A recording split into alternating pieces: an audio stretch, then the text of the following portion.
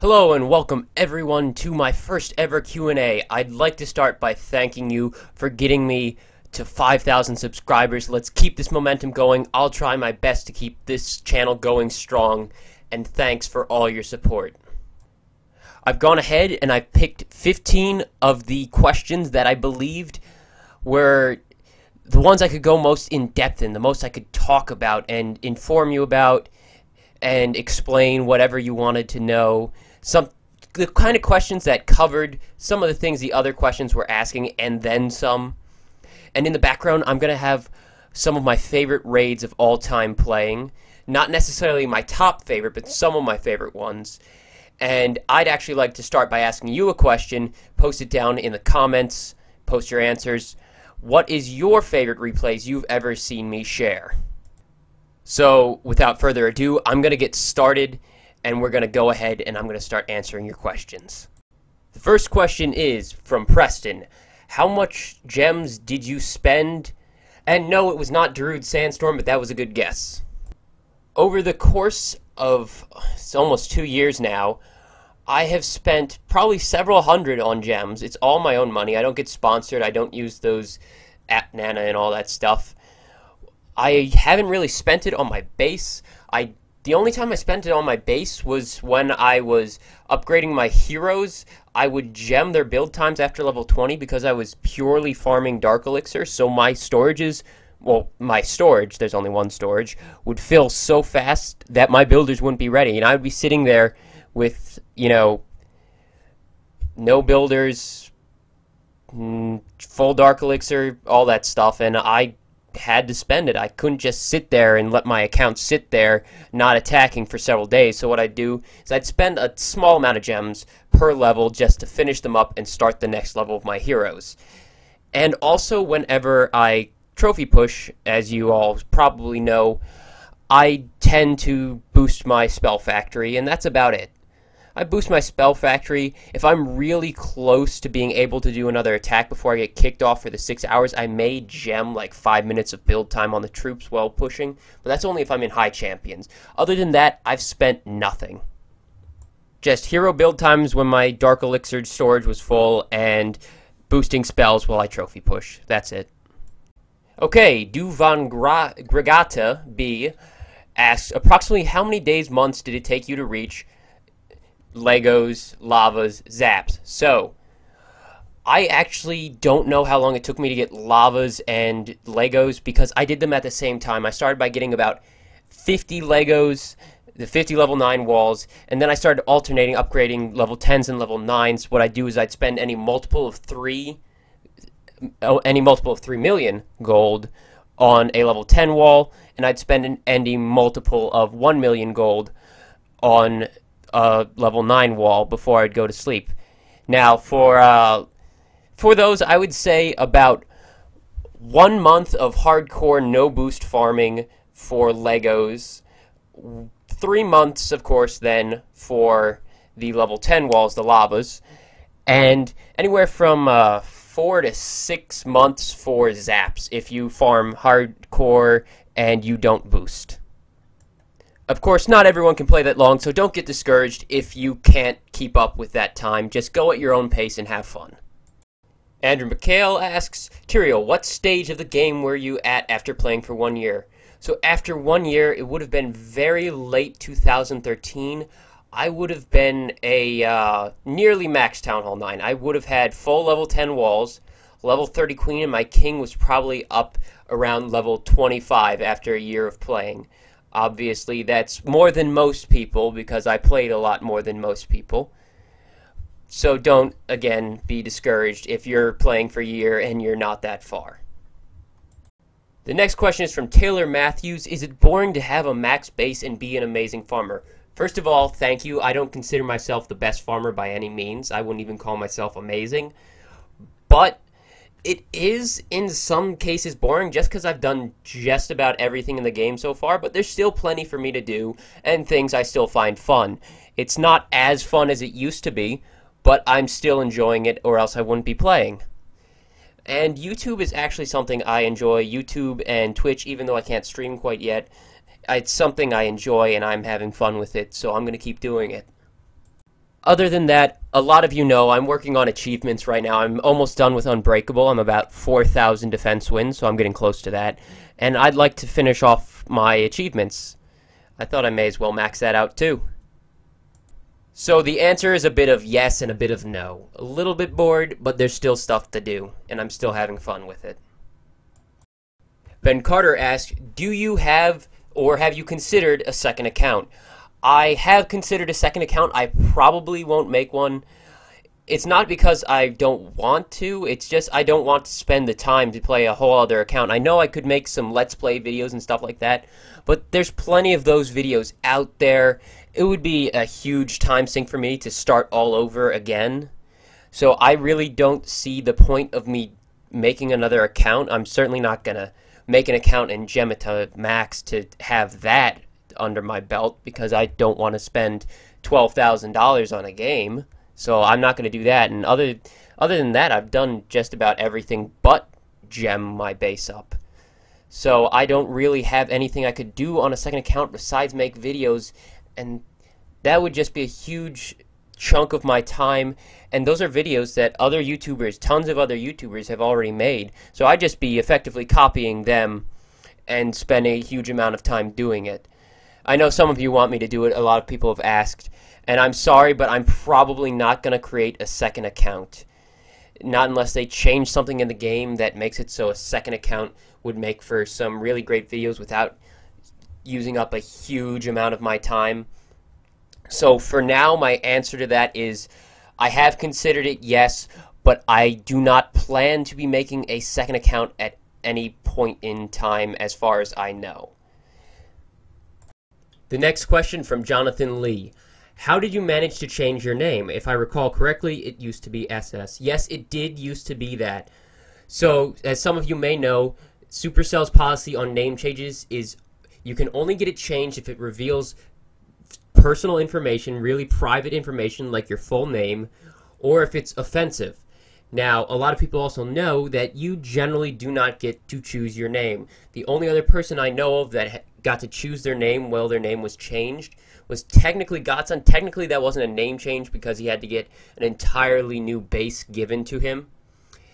But technically, he did get to choose the name of the base. Other than that, I think I'm the only one that I know of that has done that. I'm sure there's other people. So basically, how I got the name SS was I was trying to name myself Stein after a character in a show, just because I liked it. And my screen froze while I was trying to type in the name, and I started pressing the S button because it wasn't showing up. And then my phone actually crashed. And when it came back up, when I loaded Clash up again, it had already started. I was on the tutorial, and my name was SS. So I was stuck with that pretty much, and I didn't remember that it could actually be offensive. So I just left it like that, and then I was pretty far in the game before I remembered my history, and was like, oh crap. Well, I'm stuck with this now. So I started sending emails to Supercell, hey, my name is offensive, I really didn't mean to do this, can you change it for me? I didn't get any response, and about 10 months later, I received an award for Top 10 Forum Contributor, and with it came a friend request from Supercell Steve, if any of you remember him from the recent meeting in Seattle. He was one of the guys up on stage with the YouTubers. And after some P.E.K.K.A conversations with the mod Kendra and all that, I started messaging Steve, hey, this was supposed to be passed along to you, I don't know if it was, and his answer was, oh yeah, sorry, I just hadn't gotten to it. And right then and there, he actually changed my name to what I asked of him, to Tyrael, and it happened just right there while I was sitting there. So pretty good customer service right there. It's like, hey, did you forget me? Oh yeah, sorry, here, done. And that's how I got my name changed. I didn't go through the regular process. I started by trying to go through the regular process of email, and then they change it to something that you didn't ask, probably involving bunnies. But I actually went and talked to the community manager, and he changed it right then and there while I was talking to him. So that's how I got my name changed to Tyrael. Martin would like to know, what moment do I remember best from my time playing Clash of Clans? I probably remember best when all the players from the top clans like Mega and King's Landing and it was King's Landing back then, not King's Rock. And, you know, Made in Italy, which was like the #3 clan back then, all came to join Crimson Sky and put us at #1 in the world. Like, it was really cool. An entire clan of, like, players in the top 200, except for, like, 5 of our guys. And our Crimson Sky was at #1 in the world. I still have pictures from that. Like, Dream RZM was there, and Tetwa, and all those other people. MODOK Man, all that stuff. I just had a lot of fun with that event. It was great to meet these people that you always see on the leaderboards, but you never really get to talk to. And yeah, that's what I remember best, honestly. That one night was probably the most memorable night of my Clash of Clans career. And for anyone wondering about the fact that this video is pretty long, I tried to pick all the best questions and knock them out all at once. I know it's a bit long. If you don't want to watch this video all in one sitting or whatever, just go ahead and mark a place to stop and come back to it later, or I won't be offended as long as you watch enough of the video that it shows that you watched it, you came out and supported. I know this is a long video and not everyone wants to sit through this. It's mostly just me talking. But hey, if you get bored and mute it, there's still a bunch of cool raids in the background, so it's still a win right there. Captain Pow wants to know what separates a good Loonion user from a great one.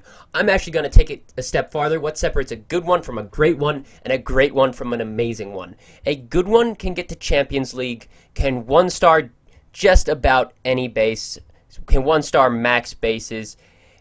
A great Loonion user can be up in high champions and can attack any base at all. Doesn't matter, expos up, down, where they're positioned, how crazy the base is, whatever. Oh, what happened right there? Hopefully you guys don't see that little kind of corruption right there. A great one will get to high champions, and when up there, we'll just find a max base, multi-target infernos, really crazy base design they've never seen, and they'd still get that 1-star. So a good one will get to champion, a great one will be able to 1-star anybody, and now an amazing one is like Air Lolo, the kind of person who will just go in, or I think it was Gregson too also does this, they will go in and 2-star any base. You get a fully max base, level 11 walls, you freeze everything, you freeze, you drop your heroes, you get that 2-star, like usually with the heroes. That is what an amazing Loonion user will do. The ones who get to like 4,200 and they're still just 2-starring everybody. And can 2-star any base with any setup. So that's how I separate the Loonion users. Good gets to champion. Great can 1-star any player in the game.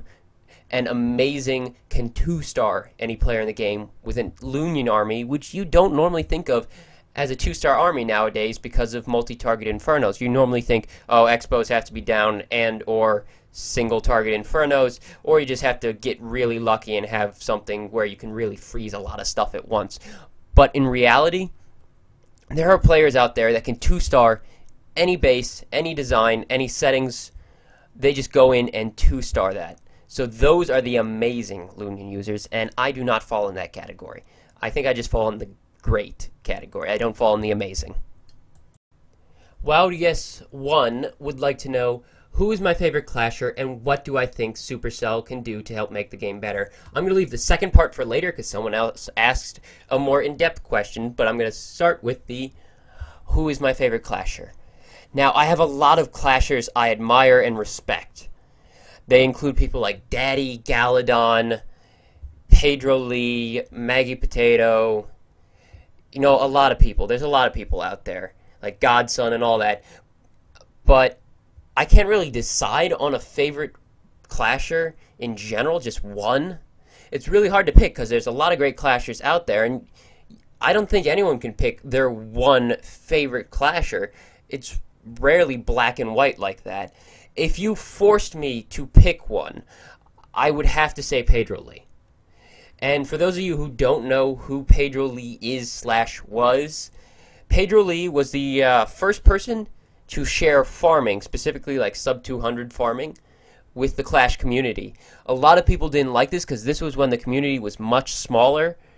So sharing it with the forums could actually destroy a farming range. But Pedro went ahead and shared this with everyone, which I admire and respect. It's like what I try to do. I try and share the knowledge that I gain with all of the rest of the community. I don't want to keep anything for myself. And nowadays, with so many clashers, I don't really need to worry about messing something up because I didn't keep it to myself. So effectively, Pedro Lee can almost be called the godfather of farming. He was somewhat of an inspiration to me when I was early on, since he started playing before me, and he created his thing where he shared it was Farming 101, but Farming 102 was a challenge to people to farm level 10 walls. Originally, I was just going to farm level 9 and probably quit. Maybe play a little Town Hall 10 because it was coming out soon anyways. This was before Town Hall 10, about a month before it. And then I see this thread on the forums, Farming 102, challenging everyone to farm level 10 walls. I'm like, you know what the heck, I'm going to sign up for that. And I actually got hooked on wall farming because of this thread, because of this little challenge that Pedro gave to the community. So honestly, without Pedro Lee, I probably wouldn't be here making these videos. So I'd have to pick him as my favorite if you force me to pick a favorite one. I also am not allowing myself to pick any clanmates like Daddy because I'm biased. Otherwise, without bias, without putting that restriction on myself, I probably would have said Daddy. Eugenie Zorkin, if I'm pronouncing that correctly, asked, if you were a part of the developer team, what changes would you make to Clash? So, I'd make a lot of changes. Personally, my biggest focus would be on more interaction with your attack, more control, more things that take skill, and make attacking and defending more dynamic. Maybe it's more control over your heroes. I really don't feel that adding the heal part of the ability while reducing their health and damage added any more control. Now you're just pressing it when their health gets low. So it's not really something that's creating more dynamic attacks. It's just altered their abilities and altered their stats. So it hasn't really done anything to attacking. Possibly some way to direct your troops, not that well, because then you just direct everything to the Town Hall and automatically win. Maybe some sort of troop that has a different AI, different way of targeting, or some way you could change a setting on your troops so they target something else. Like you could have something so they target defenses. Obviously, you wouldn't be able to carry too many of these things because then you just, it would be like a small troop that normally targets anything. You change it to defenses, you'll just wipe out all their defenses. That won't be balanced at all. But something that gives you more control, more ways to change your attack or defending, like some building with more than, 2 settings or something like that. Or maybe a spell, something where you can change the settings and really, control your troops, control maybe where they go. That would be really hard to balance, but that's the main thing I would change. I just really like the idea of more control over your attacks without it being completely unbalanced. I know that's a very difficult thing to do, and I don't really expect to see it in the future, so that being said, obviously that's probably not going to happen. But something with like more settings, something more dynamic, possibly something you can't even see while someone's defending, like you attack a base and then something happens that you had no idea was going to happen.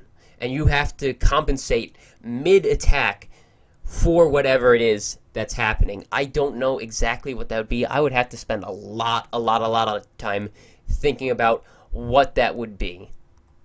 Possibly like a defense tower that you only get one of. It's about the size of an Inferno, 2x2. You can put it in the center of your base so no one can just test it at the beginning, and you can't tell what of maybe like 3 different settings it's on.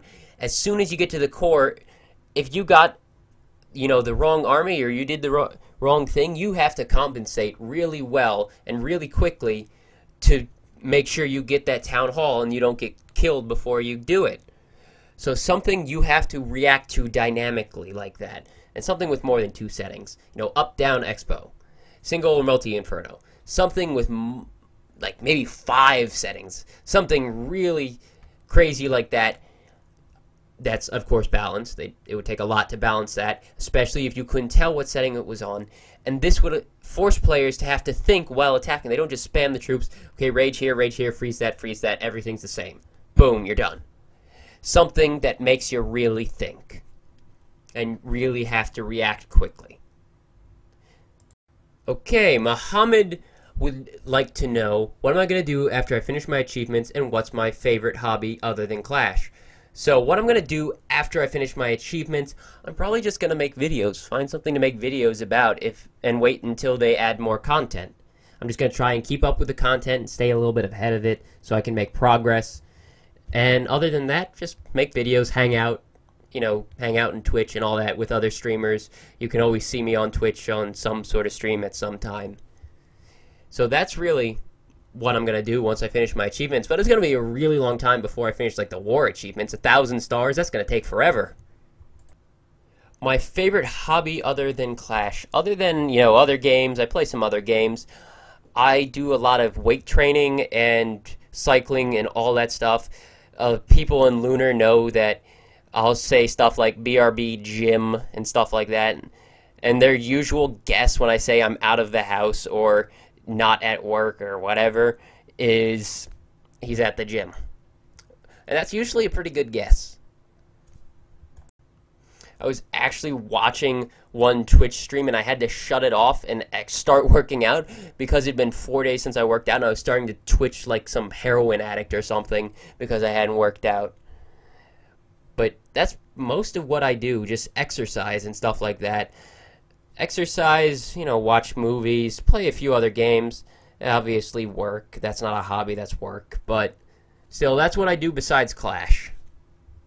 Now, Marcus would like to know, do you think you'll ever sell your account if something in a future update happens that kind of ruins the game? No. Selling accounts is against the terms of service. The account will be banned. You'll never be able to get it back. The person who bought it will never be able to get it back and probably be pretty pissed. And will try and get his money back from you through whatever means, especially when an account that's worth thousands of dollars like mine. That can just never end well. If you buy and sell accounts, don't do it. You're probably going to get banned. Someone actually offered to buy my account for several $1,000s, and I effectively told him to stuff it. It's against the rules. I'm not going to do it, and I still enjoy playing, so I'm not going to sell it. And I actually, since he got so angry at me and said some pretty nasty stuff, I decided to be a little bit petty, and I went ahead and had some people pose as buyers, figure out all the other accounts he had control over, and then I sent them all to Supercell, and I don't know if he ever got banned, but he probably did, or at least got a temp ban. Originally, I was just going to write him off and go on my merry way and all that good stuff, but since he was such a little bitch about it, I decided to at least try and get him banned for being a little bitch.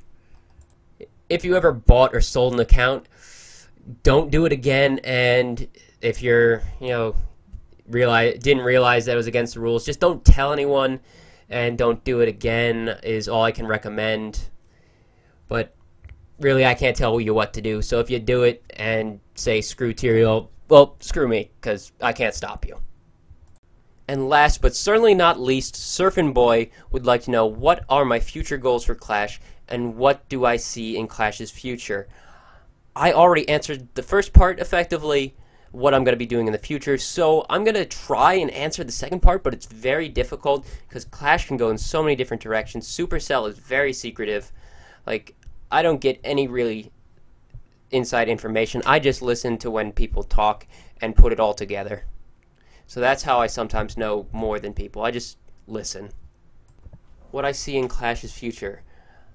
Okay, that's really difficult. I do, of course, see more dark troops, and there's so many different directions they could go with that. Like, people have been talking about an air tank. I don't think that's what is coming in the next update, but they could always make that. They could always make another hero. They can expand the area, because they're going to need to do that for Town Hall 11. Of course, Town Hall 11 is coming out. More ways to stop people from maybe using spells against you. That's always been put up as an idea. I don't think it's been outright said that they're not going to ever do anything that could block the use of spells over a certain area or reduce the effectiveness of spells within a certain area, sort of like a trap. So I mean, they could add, of course, new defenses, new town hall. More space is definitely needed, so I'm sure they're going to be adding that. More time will be definitely needed. They've done that before, so they're probably going to add an extra 30 seconds onto the attack once they release Town Hall 11, or else there's no way you're going to ever be able to 3-star Town Hall 11 just because you can't destroy the buildings soon enough. And definitely by then, I think we'll have a new hero. I would kind of be on board for an air hero, not really on board for a wizard hero. Although it would be kind of interesting if they had a wizard hero and his special ability was he threw that explosive rabbit and it like, did massive damage to everything within a very small radius around him, like 4 buildings around him. We're probably going to have more troops like Valkyrie that move very specially to do the most effective attacking, you know, moving in between buildings for Valkyrie. I'd like to see more of that. More troops that are smarter. Of course, we're going to see new levels for heroes and troops and buildings. I don't know what they're going to do with resources. I don't think they can keep reducing the costs of stuff. I mean, that's a way to keep the game going, but eventually they're going to have to add a new level of storage or an extra storage and extra walls to fit it all. So they're going to keep doing that and probably keep working on new AI stuff. That's what I think they're going to do. I'm sorry if I couldn't get to all your questions. There were just too many. Thanks for all the support and thanks for watching.